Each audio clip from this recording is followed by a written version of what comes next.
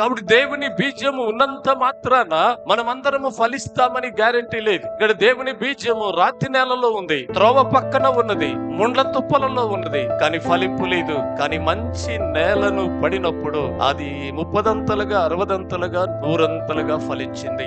కాబట్టి మనలో 100ంతల ఫలము రావాలని ప్రభు ఆశపడుతున్నారు. కనుక ప్రభు ద్వారా ఆయన యందు భయభక్తులు కలిగిన మనం, ఆయన బీజమును కలిగినటువంటి మనం సాదా సీదాగా ఉండుట దేవుని చిత్తము కాదు. మన నుంచి 100% ఫలమును ప్రభు కోరుతున్నారని దేవుని వాక్యాన్ని బట్టి మనం గ్రహించవలసిన వారమై ఉన్నాం. కాబట్టి ప్రియమైన దేవుని పిల్లల, దేవుని బీజము మనలో ఉన్నప్పుడు మనము దేవుని స్వారూప్యములోనికి మార్చబడుతూ ఉంటాం. కాబట్టి బాప్తిస్మం పొందింది ఎందుకు?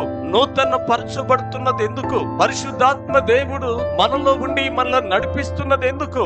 నీవు బీజమై ఉన్న ఆయన బీజం, ఎవరైతే నీళ్ళు బీజం వేశారో, ఏ వాక్యం అనే బీజము ద్వారా నువ్వు పట్టబడ్డావో ఆ వాక్యమై ఉన్న యేసు క్రీస్తు స్వారూప్యములోనికి నువ్వు మార్చబడాలి. యేసు క్రీస్తు స్వారూప్యములోనికి మనము మార్చబడవలసిన అవసరం ఉంది. దానిని మనం గమనించాలని నేను దేవుని వాక్యాన్ని బట్టి మీకు తెలియజేస్తూ ఉన్నాను. ఈ రోజున చాలా మంది దేవుని వెంబడిస్తున్నటువంటి వారిలో యేసు క్రీస్తు కనబడటలేదు. దేవుని పిల్లలు అని చెప్పుకుంటున్న వారు మాట్లాడుతున్న మాటల్లో దేవుని శక్తి కనబడటలేదు. దేవుని ఆత్మ దూరం అయిపోతూ ఉన్నది. ఆత్మను ఆర్పేసుకుంటూ ఉన్నారు, ఆత్మను నలగొట్టుకుంటూ ఉన్నారు. కాబట్టి ఈ రోజున మనకి ఇది అవసరం. నేను దేవుని బీజము కలిగిన వాడను, ఆయన బీజము నాలో ఉన్నది, ఆయన బీజము నాలో ఉన్నది కనుక నేను దేవుని మూలముగా పుట్టిన వాడను. కాబట్టి దేవుని ఆలోచన నా విషయంలో నెరవేరాలి.